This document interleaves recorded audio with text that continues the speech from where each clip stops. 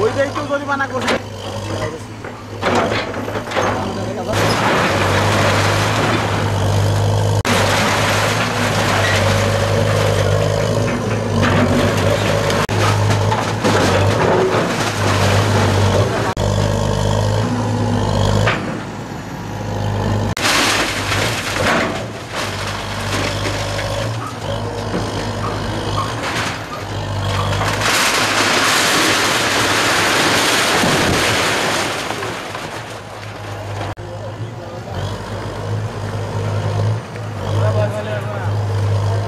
আসলে আজকে বাঘার পরে আমরা দুটো ঘাটাতে মোবাইল কোর্ট কার্যক্রম পরিচালনা করেছি।